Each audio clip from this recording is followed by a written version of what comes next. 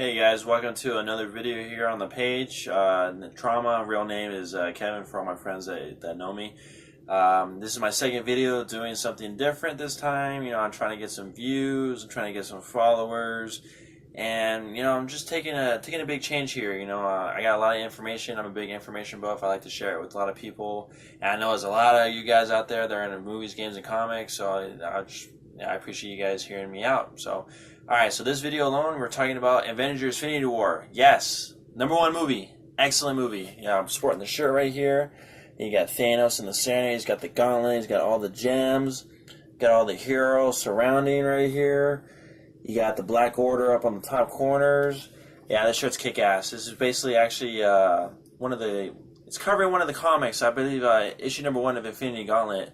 Almost the same premise, of course we're missing Silver Surfer, missing Mephisto, missing a shit ton of other characters, Adam Warlock, some other Guardians of the Galaxy characters that weren't even introduced into the movie just yet. Anyways, not until part 3, I believe, in another couple of years I think it's coming out. So, this is actually a kind of a spoiler-free discussion video.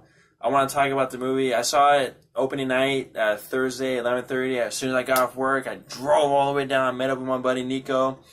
Shout out to my homie there too, also for the nice little cup that we got at the movie theater. Look at that, looks cool, huh? It's got Iron Man right there. It's got Thor, Hulk, basically the original 6, but they're in their current costumes right now. So this is actually a kick-ass cup, and I'm actually gonna. Hold on to this. I'm not going to let it get damaged or anything like that. I'm going to use this a lot. So, Nico, thank you, sir. I appreciate it, and thanks for going with me to the movies. Hope you enjoyed it. I know I sure as hell did. Now, I want to say is that I'm going to talk about certain parts that I liked, and not a lot of stuff that I didn't like. Trust me, it's really hard for me not to like a movie, especially if it's a comic book movie, because out of a 10-year collaboration leading to this, Thanos, #1 villain, he takes the #1 spot. I want to say Thanos is actually my #1 right now. Of course, for a lot of people, it probably will be right now. My second one is Killmonger from Black Panther. My third is Loki. And then my fourth would have to be Vulture from Spider-Man Homecoming. And I read an article stating that I guess Marvel's kind of nailed it down to villains that are incorporated in family matter situations, which makes total sense because it's more of a personal relationship with the hero itself. And it works out very well because, Thanos is the stepfather to Gamora, who's his stepdaughter. And there's a whole story with her involved in this movie, which I like. That's really cool because all the actors and characters in this movie, they get a moment with Thanos. And I want to say, for Thanos, he's a very sympathetic villain. I mean, he cries in the movie. He actually does cry. He does love Gamora. He shows a natural love for her. That is, even though that's his adopted daughter. Nebula, his other adopted daughter, doesn't get two shits about at all. So I thought that was pretty funny. So she's basically like the black sheep child of the family. And Gamora is his favorite, of course. So, I think they described that in the comics. I don't know. I didn't really read Infinity Gauntlet comic storyline. I think growing up it just didn't really interest me because I don't know who Thanos was. I only know the main basic characters, Spider-Man, Hulk, Captain America, Doctor Strange, all that stuff.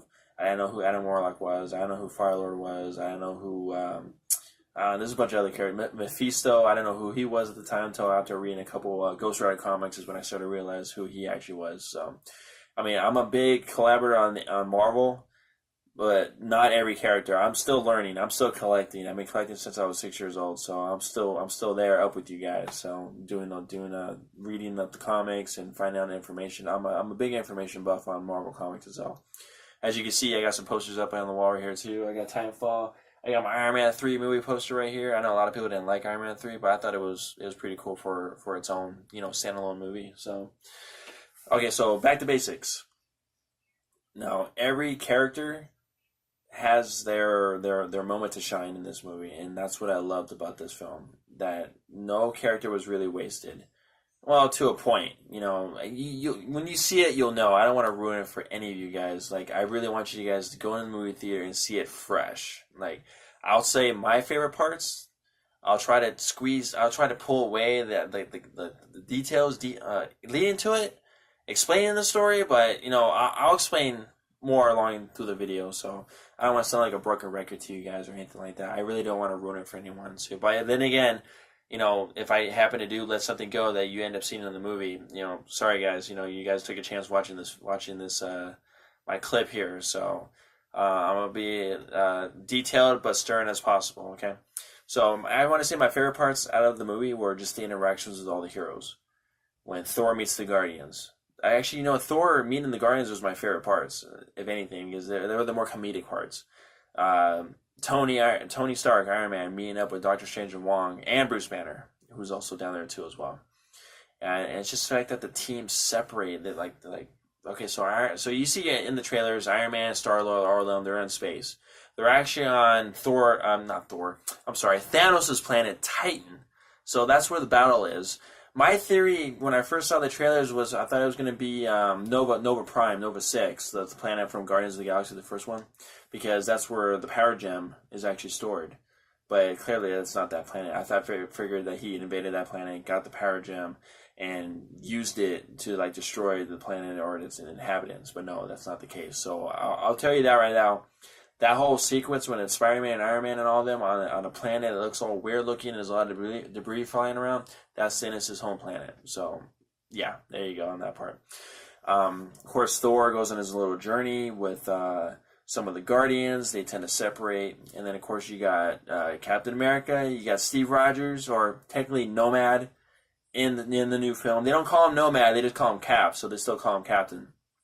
He's got his own crew. He's got Falcon with him. He's got, of course, Scarlet Witch. Not Scarlet. Yeah, he's got Scarlet Witch, and then he's got Black Widow. And there's a scene where when he first shows up, when he's fighting one of the Black Orders, actually two of the Black Order members, you got Corvus Clave and Proxima Midnight. That whole scene where as soon as you see his shadow silhouette, and Maxima Midnight throws her spear, and he grabs that shit by one arm, and he slowly walks out into the light. No lie, people lost their shit. Even I was just all right, that's an entrance right there. And he had the beard and the long hair. Basically, he showed up, and he was just like, yeah, I'm gonna fuck you up, basically. That was just the look on his face. He was like, yeah, you messing with my crew, you messing with me, basically. That fight scene was intense. I'm pretty sure some of you probably saw that fight scene. It was probably thrown on Good America, and it was thrown all over YouTube. I myself had to watch it, and it was actually pretty kick-ass. I mean, it showed that the Black Order were kind of pushovers, but that's not the case. Later on in the movie, when they're fighting on Wakanda, the Black Order members are no joke. They're not one to mess with. So, if anything, my opinion is that they got caught off guard from Cap and his crew. So, because it was kind of like a surprise attack, if anything. As a scale from 1 to 10, I give it a flat out 10 all the way. Not a lot of parts really bugged me. I want to say this: the only part that really kind of upsetted me too was when Bruce Banner and Black Widow, they meet up because they kind of had a love interest in Age of Ultron. No explanation there whatsoever when they first meet up. It was kind of an awkward moment, and there's a funny part where what Falcon says too. But when they first see each other for the first time, I want to say from Thor Ragnarok, he was missing on Earth for 2 years or 3 years or something like that. And they both just lock eyes, and it's kind of like that silent moment. That's the end of it. There's no other explanation. I'm hoping when the DVD comes out, the Blu-ray comes out, that there's an extended look on that. Because I know in the trailer, there's a scene where it's Bruce Banner standing in Wakanda by the Hulkbuster arm. I'm assuming that's a scene where he's talking to Natasha. That wasn't even in the movie. I'll tell you that right now. That's not in the movie whatsoever. So I'm sorry. My screen got a little black here. You can't barely see me right here, so I'm trying to get some light. There we go. That's better. Black Panther doesn't really get used that much, which I'm surprised because the fact, too, that Black Panther, the movie, recently did just come out this year in February. And then, I mean, he's in the movie, but he doesn't really have that much of a strong introduction. Cap doesn't either, really. This isn't really his movie.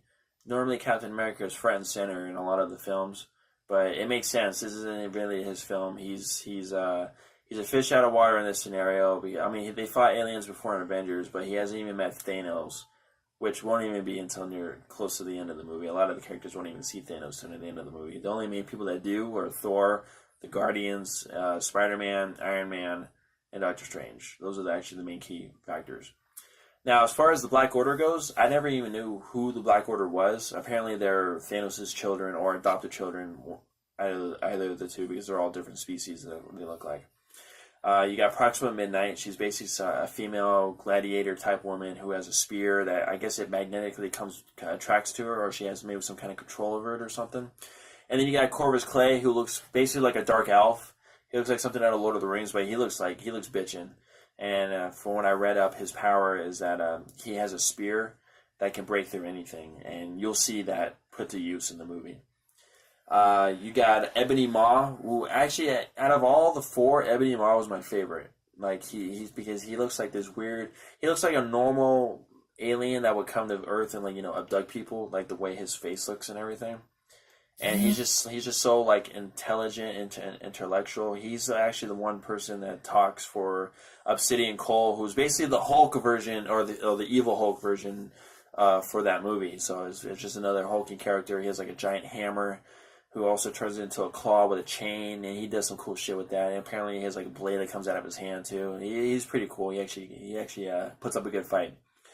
But the fact, too, that Ebony Maw, he uses telekinetic powers. Kind of, when I see him battle, when he battles Iron Man and Doctor Strange in New York, which is kind of close to the beginning of the movie, I kind of think of Magneto from the X-Men movies. Because he just levitates, he like gradually pushes his hand that way and things just fly away from him, or he like does this and he uses his power and he turns bricks into spikes and shit like that. Like, it was a really kick-ass fight scene. And I want to say this too: out of all the three MCU characters that stand out the most for me is Iron Man, Thor, and Doctor Strange. Iron Man because he has this new nanotech suit that he briefly explains. It's not the Extremis armor. A lot of people are going to say, that's the Extremis armor from the comic storyline. It doesn't really specify it, but the fact too that it just covers all his entire body is so cool when he does that. And he makes makeshift weapons out of anything, which is a first, because normally you just see Tony using repulsor rays and uniblasts coming out of his chest and missiles coming out of his back and everything like that. No, he uses everything. Like, he puts his hands together, turns into a giant cannon. Giant cannons pop out of his back. More jet wings pop out of his back when he flies. He's able to enlarge his fists. He's able to enlarge his feet. It kind of reminds me of Blue Beetle from DC, but I'm not going to go too much into detail on that because I don't read a lot of Blue Beetle. I just kind of visually, from what I see, the suit just transforms by thought. So it's so cool. It's hella cool. Like, me telling you how it is in no comparison to actually going to the movie and seeing it for your own eyes, because it'll just blow you out of the water. It's so cool. And the CGI, I believe it got better. It's not crappy looking. I want to say maybe some of the Black Order members' scenes, they look too video gamey, but when Thanos shows up, it looks real. I mean, real CGI, as CGI can get real. He shows a lot of emotion, and I don't want to say you kind of feel sorry for the guy. But then, yes, he is insane. The fact that he literally wants to destroy half the universe just so he can save people. And I'm not going to go into great detail on that. Basically, he wants to perform genocide in order to save everyone else. So, that's all I'm going to say about that. It explains a lot, and is a reason why he does what he's going to do. And I love the fact, too, that every time he gets a stone, he specifically uses that stone only at that moment to test out its power. And it's cool because in some of the movies when the Infinity Stones get introduced, we don't really specify or show what they do. I know the Tesseract is a teleportation device, but apparently it can be used for telepathy too. Also, you can pull things through or make things intangible, and it could go through walls and shit like that. That gets thrown in the movie. The Reality Stone from Thor: The Dark World, no explanation there as far as I'm concerned in that movie, because all it did was make Malekith big, and that was it. It's supposed to alter reality, so whatever you think or whatever you want to show, it does. There's a couple of flashback scenes that Thanos uses, or I guess disguising certain areas that he uses, which is really cool. He makes, I'm not going to say who, he makes certain heroes fall into pieces or shoot out like a jack-in-the-box and unravel themselves, which was pretty cool. And he makes certain blaster beams turn into bubbles. Yeah, I thought that was pretty cool. That was a good explanation as to what the Reality Stone is capable of doing. And of course, the Power Stone, pure energy. I want to say it enhances his strength because he's pretty strong and durable himself, and he's fast. He's practically the same size as the Hulk, but he moves hell of a lot quicker than that. And he is a force to be reckoned with. Thanos is great in this movie. I love seeing him the most, if anything. And it didn't really bug me that he would destroy the heroes. No lie, like, yeah, like literally, like he would destroy them. That's all I can say about that. He destroys them. No matter how hard or how fast they move and hit and what powers they use, it doesn't stop him. It'll stun him, but he'll just walk right up and just basically hit you 10 times harder than you hit him. And every fight scene that involves him, you'll see that. And it's literally, my jaw was just like, I was like, holy shit, are they even gonna win? Like, what's gonna happen here? Like just to see heroes alone getting tossed around like rag dolls?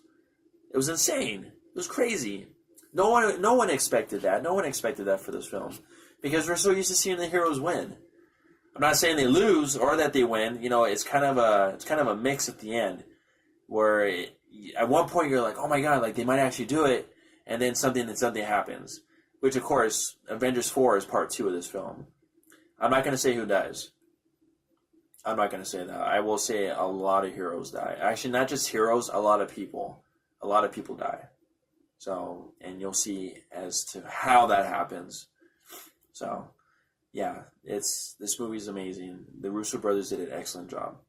Okay, so back to my discussion. So basically, I want to say for Thor, and like, ever since Thor Ragnarok, he's just gotten better. I like Thor in the Avenger movie. In the Avenger films, when he's working with other heroes, he's good.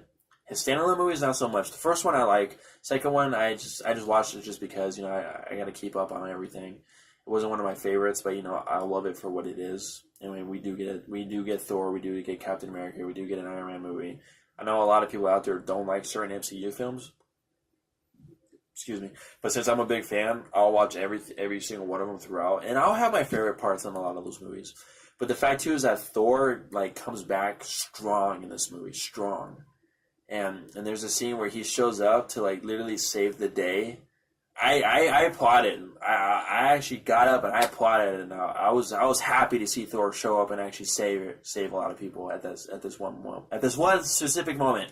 And he shows up with Groot and Rocket, and they're just ready to kick ass. And it was basically like the rally cry of Thor, just like all shit was going bad for everybody, and out of nowhere, bam! Thor shows up and with a big huge lightning bolt, and he just like obliterates like this whole area, and like it was like oh my god, it was awesome. It was just so awesome. Can't explain it. It's just so awesome. You have to see it to believe it.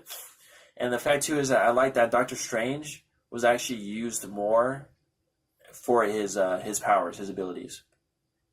And he's in it from the beginning to the end. Like, well, it makes sense because he has the time stone. That's like the one stone that Thanos doesn't need too. Also, I will say this too. I'll spoil it for you. He gets all the stones. He gets them all. So there's no denying that. I mean, look at my shirt. Why sell a shirt when it just has just the two that we only see in the trailer? He gets them all. He really does.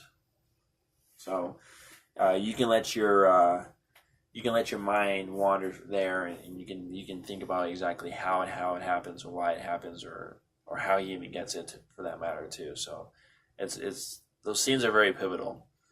And when he does get all the stones, like, holy shit, man! Like, just you see all the energy just like course through his body because he has them on in this gauntlet that was created for him, for the stones specifically. Because no one person can really wield the stones alone unless they have some kind of protective barrier or something like that. Well, the time stone's different because you just manifest time. You can turn back time. That's it. But the power stone, it'll just destroy your physical body. They explain that in Guardians of the Galaxy. If none of y'all has seen the first Guardians of the Galaxy movie, so they go into much more greater detail than I do. I'm only going by what I remember and everything like that. So, and yeah, it's just the ending scene alone, just like holy shit. Yeah, that's all I can say about that. Like, it's just so pivotal. This movie changes the MC universe as a whole. It really does. Like what's gonna happen in Avengers 4? Like, nobody knows. Like, how We don't know if we're going to get another Avengers movie after this. We don't know if Cap, Thor, and Iron Man, the original actors, Robert Downey, Chris Evans, Chris Hemsworth, if they're going to continue. Last I heard, Avengers 4 is Chris Hemsworth's last film. So more than likely, Cap's going to be front and center for this movie, and he's going to go out with a bang. Don't know anything about Robert Downey. I've heard talks about Iron Man 4. I would love to see an Iron Man 4 movie. I'd love to see him continue. I can't see anyone else replacing him. It's like Hugh Jackman as Wolverine. Who the hell is going to replace Hugh Jackman as Wolverine? Even though he did 18 films. Oh, not 18 films. It took him a while. It took him close to 18 years. I'm sorry. I read an article where it took him so long to get to this one point of him as Wolverine, where Robert Downey has been in it in the last 10 years, and he's just been that same character and shit. So I don't know who's going to replace him. I can't see anybody else. As far as Chris Hemsworth, it's only recently now that after he did Thor Ragnarok that he wants to continue doing Thor, because he didn't like how Thor was portrayed as a character in the last couple films behind. I guess because he was just dull and serious, and these movies he's funny, he's witty. He kind of acts like a pirate if you think about it, like because he's Asgardian, he's Norse mythology, he's all about battle and winning and just like drinking and stuff like that, and like it's just he's a much better character now than he was back then. And then it's just, I want to say my favorite as a whole for everything in this movie is that everyone joins together. Like, this is an Avengers movie. You get all the heroes. You get the Guardians, you get Doctor Strange, you get Spider-Man. Spider-Man is my boy. I love Spider-Man. He is awesome. He does get the Iron Spider suit. Of course, it's been teased in a Spider-Man Homecoming, and it's been teased in the trailer for Avengers Infinity War. He gets it, and he uses it, and it's awesome. It's just physically, visually great to look at. And of course, it's like Iron Man, the helmet comes down like that, and it comes back up. He doesn't take the mask off like a normal mask, so I thought that was pretty cool that they did that. I want to say Star-Lord. Star-Lord was a little bit different in this movie, not like he was in the last couple of Guardians. I mean, yeah, he's the captain, he's the leader, but of course, egos clash. I will say that Iron Man and Doctor Strange clashed a little bit.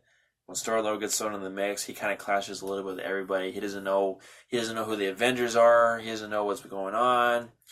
He's just like, all right, let's just roll with it then. And basically, like in the trailer, he says he has a plan. He thinks Iron Man's plan works, but he thinks it's gonna suck, and he ends up coming with a better plan. But then, of course, it's like whatever, It's kind of being a dick in the movie too. I didn't really like that part. So, but by all means, go see this movie.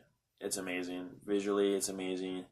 And the fact, too, that this film made my heart, I don't want to say skip a beat, but it made my heart, pound in this movie, watching this movie itself. It's amazing. It's great. So I hope you guys enjoyed the video. I don't want to keep going too long. I know, I want to say we're at 23 minutes. I am so sorry. I can talk all day about this type of thing, but I want to keep you guys just glued to my face alone and everything like that. So, all right, I'm gonna cut it short. Like and subscribe to the page. Comment by all means. Please subscribe to us. If you have any questions, feel free to ask me. I'll answer any questions you got. And I hope you guys enjoyed the movie, or I hope you guys go enjoy the movie, and I hope you guys liked the video. All right, thanks. I'll see you guys in the next discussion. See ya.